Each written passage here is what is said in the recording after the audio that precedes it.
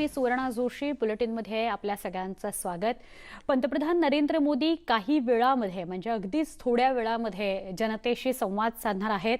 आता पंतप्रधान नरेंद्र मोदी जनतेशी काय संवाद साधतात, ते कोणत्या मुद्द्यांवर चर्चा करतात हे बघणं महत्त्वाचं ठरणार आहे। थोड्याच वेळात अगदी काही क्षणात पंतप्रधान नरेंद्र मोदी हे देशवासियांशी संवाद साधतील। भारत चीन यांच्यात आपापसात सीमा भागामध्ये जो तणाव आहे त्या तणावाविषयी ते बोलतात का? त्या पार्श्वभूमीवर सांकेतिक का होईना, इशारा देण्यासाठी का होईना, कोरोना वैश्विक महामारी के खिलाफ लड़ते लड़ते अब हम अनलॉक 2 में प्रवेश कर रहे हैं और हम उस मौसम में भी प्रवेश कर रहे हैं जहां सर्दी, जुकाम, खांसी, बुखार, ये सारे न जाने क्या क्या होता है, ये मामले बढ़ जाते हैं। ऐसे में मेरी आप सभी देशवासियों से प्रार्थना है कि ऐसे समय अपना ध्यान रखिए। साथियों, ये बात सही है कि अगर कोरोना से होने वाली मृत्यु दर को देखें तो दुनिया के अनेक देशों की तुलना में भारत संभली हुई स्थिति में है। समय पर किए गए लॉकडाउन और अन्य फैसलों ने भारत में लाखों लोगों का जीवन बचाया है, लेकिन हम ये भी देख रहे हैं कि जब से देश में अनलॉक 1 हुआ है, व्यक्तिगत और सामाजिक व्यवहार में लापरवाही जरा बढ़ती ही चली जा रही है। पहले हम मास्क को लेकर, 2 गज की दूरी को लेकर 20 सेकंड तक दिन में कई बार हाथ धोने को लेकर बहुत सतर्क थे, लेकिन आज जब हमें ज्यादा सतर्कता की जरूरत है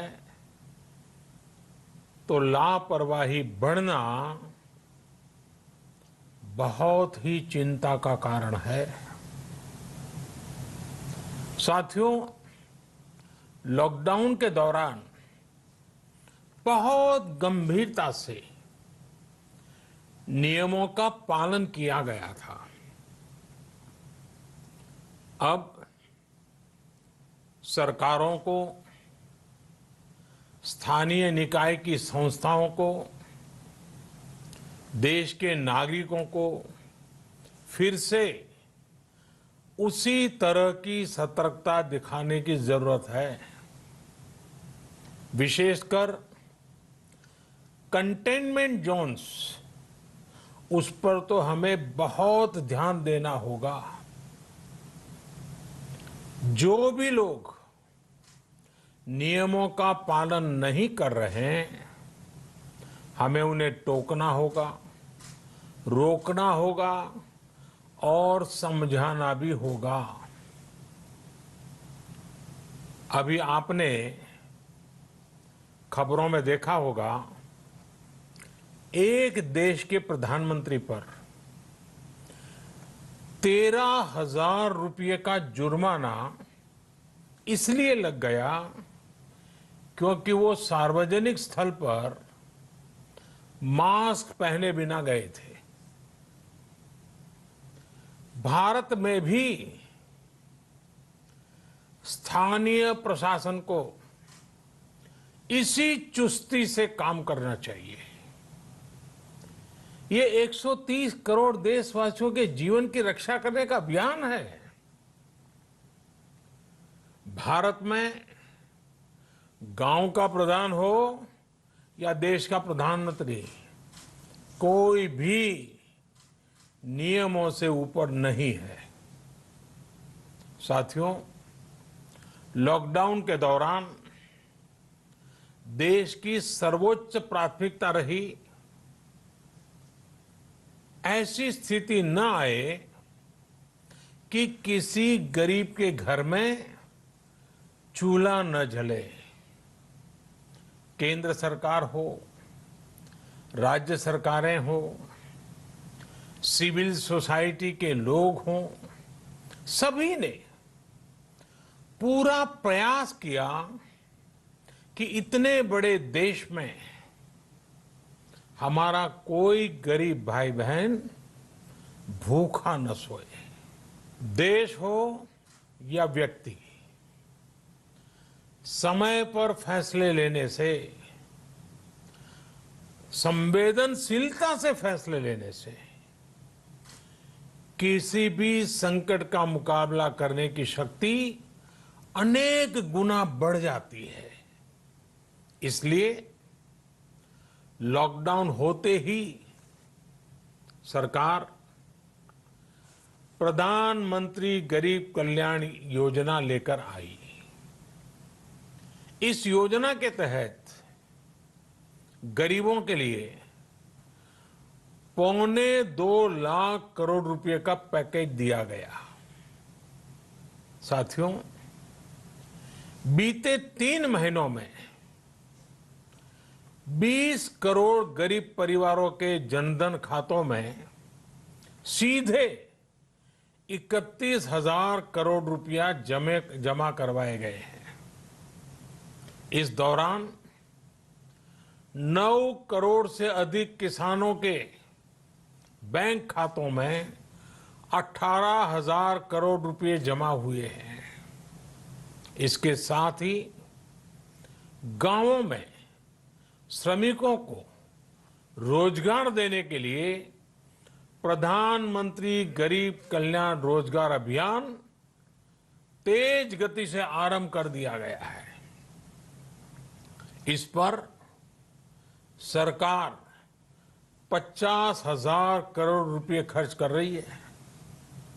लेकिन साथियों, एक और बड़ी बात है जिसने दुनिया को भी हैरान किया है, आश्चर्य में डुबो दिया है। वो ये कि कोरोना से लड़ते हुए भारत में 80 करोड़ से ज्यादा लोगों को 3 महीने का राशन, यानी परिवार के हर सदस्य को 5 किलो गेहूं या चावल मुफ्त दिया गया। इसके अतिरिक्त प्रति परिवार हर महीने 1 किलो दाल भी मुफ्त दी गई। यानी एक तरह से देखें तो अमेरिका की कुल जनसंख्या से 2.5 गुना अधिक लोगों को, ब्रिटेन की जनसंख्या से 12 गुना अधिक लोगों को और यूरोपियन यूनियन की आबादी से लगभग 2 गुने से ज्यादा लोगों को हमारी सरकार ने मुफ्त अनाज दिया है। साथियों, आज मैं इसी से जुड़ी एक महत्वपूर्ण घोषणा करने जा रहा हूं। साथियों, हमारे यहां वर्षा ऋतु के दौरान और उसके बाद मुख्य तौर पर कृषि क्षेत्र में, एग्रीकल्चर सेक्टर में ही ज्यादा काम होता है। अन्य दूसरे सेक्टरों में थोड़ी सुस्ती रहती है। जुलाई से धीरे धीरे त्योहारों का भी माहौल बनने लगता है। अब आप देखिए, अभी 5 जुलाई को गुरु पूर्णिमा है, फिर सावन शुरू हो रहा है, फिर 15 अगस्त आएगी, रक्षाबंधन आएगा, कृष्ण जन्माष्टमी आएगी, गणेश चतुर्थी आएगी, ओणम होगा और आगे जाएं तो काटी बिहू है, नवरात्रि है, दुर्गा पूजा है, दशहरा है, दीपावली है, छठी मैया की पूजा है। त्योहारों का ये समय जरूरतें भी बढ़ाता है, खर्च भी बढ़ाता है। इन सभी बातों को ध्यान में रखते हुए ये फैसला लिया गया है कि प्रधानमंत्री गरीब कल्याण अन्न योजना का विस्तार अब दिवाली और छठ पूजा तक, यानी नवंबर महीने के आखिर तक कर दिया जाएगा। यानी 80 करोड़ लोगों को मुफ्त अनाज देने वाली ये योजना अब जुलाई, अगस्त, सितंबर, अक्टूबर, नवंबर में भी लागू रहेगी।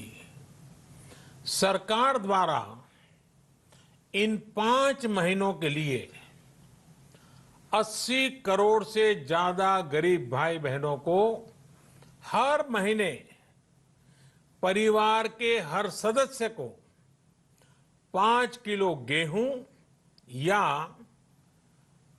5 किलो चावल मुफ्त मुहैया कराया जाएगा।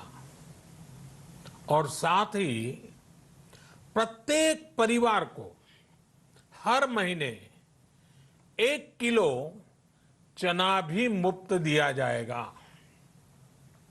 साथियों, प्रधानमंत्री गरीब कल्याण अन्न योजना के इस विस्तार में 90,000 करोड़ रुपए से ज्यादा खर्च होंगे। और अगर इसमें पिछले 3 महीने का खर्च भी जोड़ दें तो ये करीब करीब 1.5 लाख करोड़ रुपया हो जाता है। अब पूरे भारत के लिए हमने एक सपना देखा है। कई राज्यों ने तो बहुत अच्छा काम भी किया है। बाकी राज्यों पर भी हम आग्रह कर रहे हैं कि इसको काम को आगे बढ़ाएं। और काम क्या है? अब पूरे भारत के लिए एक राशन कार्ड की व्यवस्था भी हो रही है। यानी एक राष्ट्र एक ration card, one nation one ration card. इसका सबसे बड़ा लाभ उन गरीब साथियों को मिलेगा जो रोजगार या दूसरी आवश्यकताओं के लिए अपना गांव छोड़ करके कहीं और जाते हैं, किसी और राज्य में जाते हैं। साथियों, आज गरीब को, जरूरतमंद को सरकार अगर मुफ्त अनाज दे पा रही है तो इसका श्रेय प्रमुख रूप से 2 वर्गों को जाता है। पहला, हमारे देश के मेहनती किसान, हमारे अन्नदाता। और दूसरा, हमारे देश के ईमानदार टैक्स पेयर। आपका परिश्रम, आपका समर्पण ही जिसकी वजह से देश ये मदद कर पा रहा है। आपने देश का अन्न भंडार भरा है, इसलिए आज गरीब का, श्रमिक का चूल्हा जल रहा है।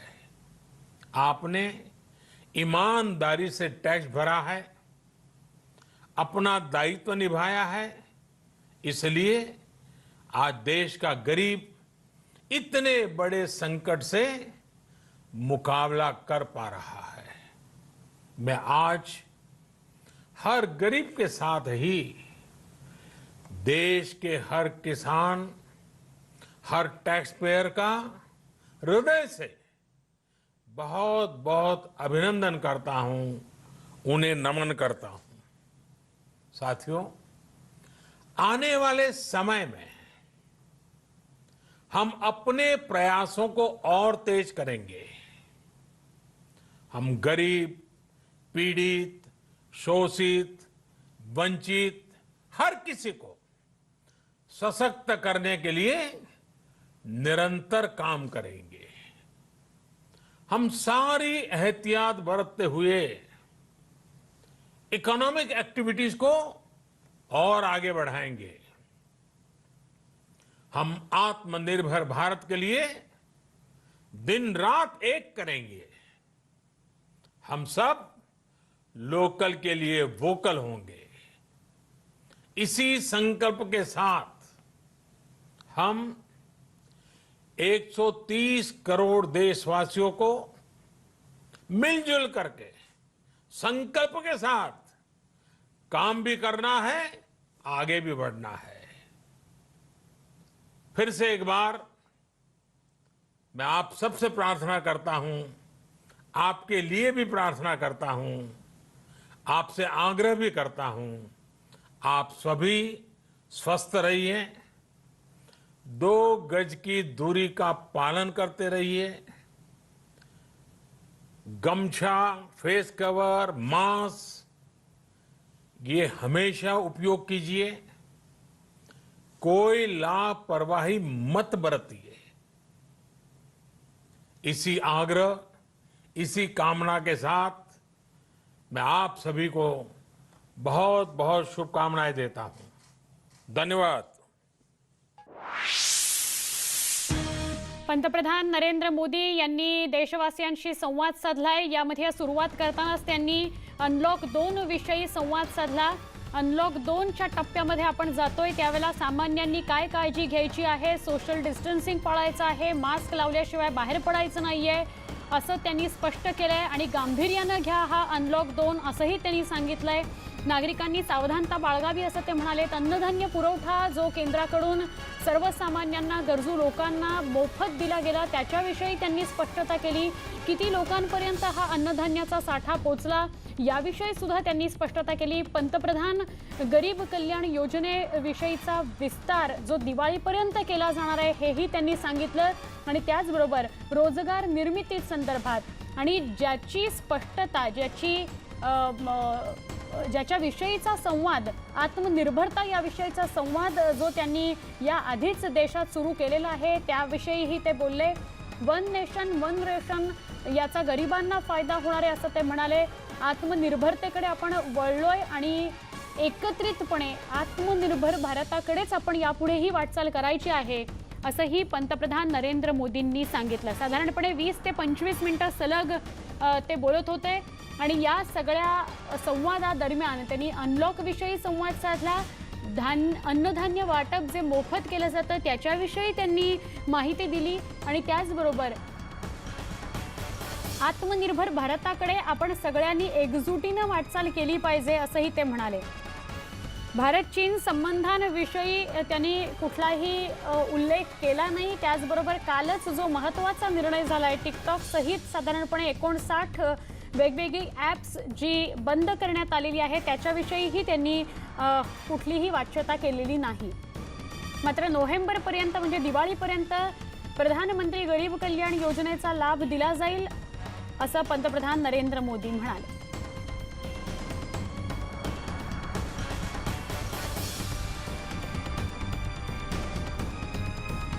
अशी शक्यता होती की भारत चीन संबंधांच्या अनुषंगाने काल जो चीनी ॲप्सवर बंदीचा निर्णय आलाय त्याच्यावर ते काहीतरी भाष्य करतील, पण तसं झालेलं दिसत नाही।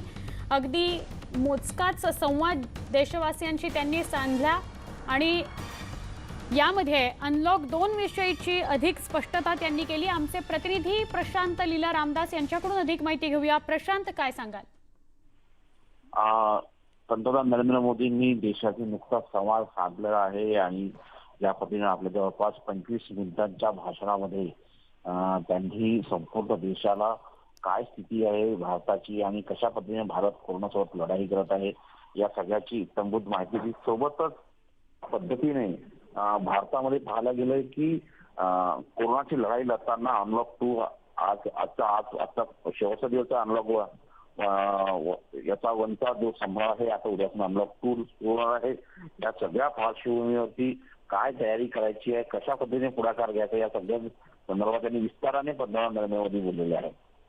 महत्वाचं म्हणजे जर बघितलं या संपूर्ण भाषणाच्या दरम्यान ज्यावेळी त्यांनी स्पष्ट केलं की भारत कसा एक संघ आहे आणि कशा पद्धतीने कोरोनाची लढाई लढते, सोबतच भारताच्या वतीनं कशा पद्धतीने सुविधा दिल्या जात आहे याची देखील उत्तमभूत माहिती पंतप्रधान नरेंद्र मोदी दिली. या पद्धतीने त्यांनी सांगितलं की आम्ही जवळपास 3 महिने अनेक यांना जे किराणा असतो तो पोचवलेला आहे. या सगळ्या पार्श्वभूमीवर हे पाहणं महत्वाचं वाटतं की पंतप्रधान नरेंद्र मोदींनी देशाला संबोधित करताना एक प्रकारे सगळ्यांचा विश्वास, टॅक्सेस असो किंवा मग ज्या पद्धतीनं जबाबदारी असो, गरिबांची जबाबदारी उचलण्यामध्ये भारत सर्वात पुढे आहे.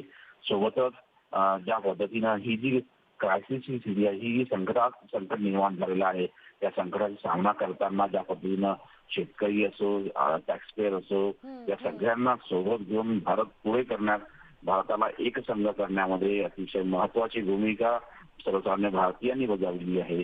गरिबाला मदत करत सर्वसामान्यांनी एक प्रकारे देशाला आत्मनिर्भर करण्याकडे पुढाकार घेतलाय अशा पद्धतीने पंतप्रधान नरेंद्र मोदींनी. पण प्रशांत, अशी शक्यता वाटत होती की कुठेतरी ते भारत चीन संबंधांविषयी बोलतील किंवा काल जो महत्वाचा निर्णय झालाय का टिकटॉक सह काही ऍप्स बंद केली गेलेली आहेत, ही चीनी ऍप्स आहेत, त्याच्यावर ते काहीतरी भाष्य करतील, शाब्दिक इशारा ते चीनला देतील, पण तसं काही दिसत नाही झालेलं.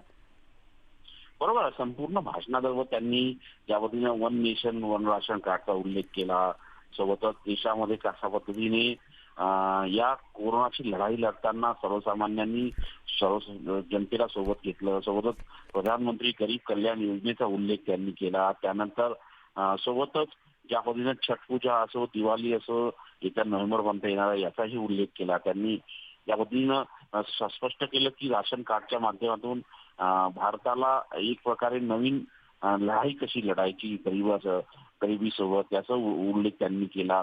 सोबतच सर्वसामान्य गरिबांना कशा पद्धतीनं बेनिफिट मिळतात, कशा पद्धतीने त्यांना मदत केली जात आहे हे देखील सांगितलं. त्यांनी पण इच्छा होती की अनेक लोकांची चर्चा होती, अनेक लोकांना वाटत होतं की ज्या पद्धतीनं काल 59 चीनी ऍप बंद केल्या भारतामध्ये, त्यानंतर भारत आणि चीनचा जो संघर्ष सध्या सुरू आहे 15 आणि 16 जूनला ज्या पद्धतीनं संघर्ष झाला, ज्यामध्ये भारताचे 20 जवान शहीद झाले, चीनचेही 43 जवान मृत्युमुखी पडले, या सगळ्या पार्श्वभूमीवर आज ते काही बोलतील, पण ते त्यांनी त्या विषयावर पण म्हणजे हे आपण आता स्पष्ट म्हणायला हवं की उद्या अनलॉक 2 सुरू होतोय आणि त्याच अनुषंगाने पंतप्रधान नरेंद्र मोदींनी हा आज 20 ते 25 मिनिटाचा संवाद देशवासियांशी साधला आणि या अनलॉक 2 विषयी स्पष्टता करताना कोरोनाची वाढती संख्या स्पष्ट करताना त्यांनी हेही सांगितलं की काटेकोरपणे पालन नियमांचं देशवासियांना करावंच लागणार आहे, अन्यथा कोरोना होण्याची भीती आहेच आणि म्हणून मास्क लावणे, मास्क लावल्याशिवाय घराबाहेर न पडणे, अत्यंत गरज असेल तरच घराबाहेर पडणे आणि त्याचबरोबर सोशल डिस्टन्सिंग पाळणे हे अत्यंत गरजेचं आहे असं पंतप्रधान नरेंद्र मोदी म्हणाले. जेव्हा अनलॉक 2 विषयी ते बोलत होते त्याच वेळेला त्यांनी या सगळ्या लॉकडाऊनच्या कालावधीमध्ये अन्नधान्य वाटपाचं जे काम योजनेअंतर्गत करण्यात आलं, पंतप्रधान गरीब कल्याण योजनेअंतर्गत जे काम करण्यात आलं त्याच्याविषयी त्यांनी माहिती दिली. किती लोकांपर्यंत हे अन्नधान्य पोहोचलेलं आहे, डाळ असेल, तांदूळ असेल, वेगवेगळ्या डाळी असतील, त्या किती लोकांपर्यंत पोहोचल्यात याचा आकडा त्यांनी सांगितला. काँग्रेसचे नेते राजीव सातव आपल्या सोबत आहेत, त्यांच्याशी बोलूया. राजीव सातव, आपण काय सांगाल? अनलॉक 2च्या अनुषंगाने पंतप्रधान नरेंद्र मोदींनी संवाद साधला, आपण काय सांगाल याविषयी? पंतप्रधानांनी संवाद साधला हे खरं आहे, परंतु देशाच्या जनतेच्या हातात काय आलं हा सगळ्यात महत्वाचा प्रश्न आहे. पूर्ण जगामध्ये अनेक देशांकडून आर्थिक मदत केली जात आहे. काँग्रेसचे नेते राहुल गांधी यांनी अनेक अर्थतज्ञांनी विनंती केली होती की किमान 50% लोकांच्या खात्यामध्ये आपण थेट पैसे जमा करा. त्याचं कारण असं आहे की लोकांच्या हातात आता पैसा नाही, शेतकरी अडचणीत आहे, तरुणांच्या हाताला काम नाही आहे आणि ज्यांच्या नोकऱ्या होत्या त्या नोकऱ्या गेलेल्या आहेत, उद्योग हे पूर्णपणे अडचणीत आहेत. अशा परिस्थितीमध्ये जोपर्यंत आपण 50% लोकांच्या खात्यामध्ये दर महिन्याला 7,500 जमा करणार नाही तोपर्यंत देशाची अर्थव्यवस्था ही पूर्ववत येऊ शकत नाही. आज जीडीपी आपण पाहत असेल -4 आणि 5 वर जीडीपी आहे. आणि पंतप्रधानांकडून या संदर्भातल्या अपेक्षा होत्या. पंतप्रधानांनी या संदर्भात कुठल्याही घोषणा केलेल्या नाहीत. मागील जे आहे मागील पानावरून पुढे एवढंच विषय झालेला आहे. अशानं हा विषय मार्गी लागणार नाही. एकीकडे कोरोना आणि एकीकडे चीन अशा दोन आक्रमणांमध्ये भारत अडकलेला आहे. त्या संदर्भात नाही, चीन विषयी तर त्यांनी कुठलाच संवाद साधला नाही. पण राजीवजी, पंतप्रधान गरीब कल्याण योजनेचा किती लोकांना आतापर्यंत लाभ झाला आणि कशी ही योजना आपण दिवाळीपर्यंत सुद्धा राबवणार आहोत त्याविषयी ते बोलले. मॅडम, आपण सांगा की पंतप्रधानांनी मागच्या घोषणेमध्ये उज्ज्वला गॅसच्या संदर्भात बोलले होते. त्यावेळेस उज्ज्वला गॅसच्या संदर्भातली का चर्चा होत नाही? कारण लोकांना लाभ झाला नाही. आणि मुद्दा हा आहे की या देशातल्या फक्त गरीब दारिद्र्य रेषेखालच्याच लोकांना नाही, तर या देशातल्या 50% लोकांना मदत त्वरित करायची गरज आहे. कारण कोरोनामुळे नोकऱ्या गेलेल्या आहेत, हाताला काम नाही, शेतकरी हवालदिल झालेला आहे आणि तरुणांना दिशा नाहीये. त्यामुळे मोदी सरकारनं मायबाप म्हणून पुढे यायला पाहिजे होतं. ते आलेलं नाही. केवळ अन्नधान्य वाटप करून या देशाची अर्थव्यवस्था ही पूर्ववत आणता येणार नाही, असं या देशातल्या आणि जगातल्या 90% अर्थतज्ञांनी सांगितलंय. त्यावर पंतप्रधान एक शब्द सुद्धा बोलायला तयार नाही. हे दुर्दैव आहे. राजीवजी, आपण रोजगार निर्मितीविषयी म्हणताय. आता लोकांच्या हाताला काम नाहीये आणि अशा वेळेला आत्मनिर्भर भारताविषयीच स्वप्न मोदी दाखवू पाहतायत. आपल्याला वाटतं की हे आता या घडीला शक्य आहे?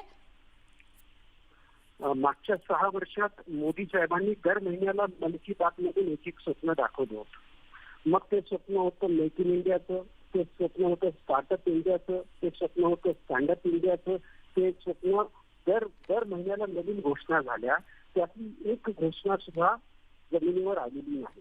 स्वप्न जरूर दाखवा, परंतु माणूस जगला पाहिजे आणि जगणाऱ्या माणसाला जगायचं असेल तर त्याला आर्थिक मदत सुद्धा करावी लागेल. ही भूमिका पंतप्रधान विसरतायत. आता सुद्धा वेळ गेलेली नाही. 50% जनतेच्या खात्यामध्ये पैसे आपण जमा केले पाहिजेत. देशाच्या खजिन्यामध्ये पैसे आहेत. कृपया छत्रपती शिवाजी महाराजांसारखा अडचणीच्या काळात रयतेसाठी खजिना रिकामा करायची कामच मात्र मोदी सरकारकडे दिसत नक्की. नाही. राजीवजी, एकच शेवटचा प्रश्न फक्त विचारते. आपल्याला असं म्हणायचंय की वेगवेगळ्या योजनांच्या माध्यमातून नागरिकांपर्यंत पोहोचण्याऐवजी रोख रकमेची आता त्यांना जास्त गरज आहे आणि ते त्यांच्या खात्यात पोहोचावं, असं म्हणायचंय? लोकांच्या खात्यात आणि हातात जोपर्यंत पैसा जाणार नाही तोपर्यंत खर्च करण्याची क्षमता लोकांची वाढणार नाही. खर्च करण्याची क्षमता वाढली नाही तर बाजारपेठेत पैसा येणार नाही. बाजारपेठेत पैसा आला नाही तर छोटे मोठे उद्योग चालू होणार नाही. छोटे मोठे उद्योग चालू झाले नाही तर या देशाची अर्थव्यवस्था सुरळीत पदावर येणार नाही. हे जगातल्या अर्थतज्ञांचं मत आहे आणि त्याच्याकडे मोदी साहेब दुर्लक्ष करतायत. हे असंच त्यांनी नोटबंदीच्या वेळेस केलं होतं, असंच त्यांनी जीएसटी लागू करताना केलं आणि असंच कोरोनाच्या वेळेस करतायत. हे या देशाचं दुर्दैव आहे. नक्की. राजीव सातव, धन्यवाद. आपण न्यूज 18 लोकमतशी बोललात त्याबद्दल. काँग्रेसचे नेते राजीव सातव आपल्या सोबत आता होते. रोख रक्कम, पैसे आता लोकांच्या हातात, नागरिकांच्या हातात पोचले पाहिजेत. गरीब लोकांपर्यंत पैसे रोख पोचले पाहिजेत, त्यांच्या खात्यात ते पोचले पाहिजेत, अशी मागणी राजीव सातव करतायत. आणि आत्मनिर्भर भारताचं स्वप्न दाखवण्यापेक्षा रोजगार निर्मिती आता अत्यंत गरजेची आहे, असंही राजीव सातव यांनी स्पष्ट केलंय. पंतप्रधान नरेंद्र मोदी यांनी जो देशवासियांशी संवाद साधला त्याच्याविषयी काँग्रेसचे अभ्यासू नेते राजीव सातव आता बोलत होते. अन्नधान्य किती लोकांपर्यंत पोहोचलं, ते मोफत पोहोचलं का नाही पोहोचलं, या सगळ्याहून अधिक महत्त्वाचं आहे त्यांच्या खात्यात रोख रक्कम पोहोचणं, अशी मागणी राजीव सातव यांनी केलेली आहे.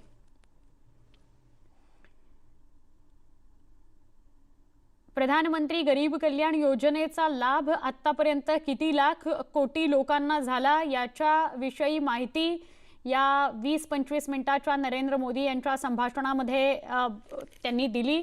त्याचबरोबर दिवाळीपर्यंत ही योजना सुरू राहणार आहे. लोकांना अन्नधान्य त्यांच्या घरी पोचेल, त्यांची चूल विझणार नाही याची तरतूद केली गेलेली आहे, असंही नरेंद्र मोदींनी स्पष्ट केलं.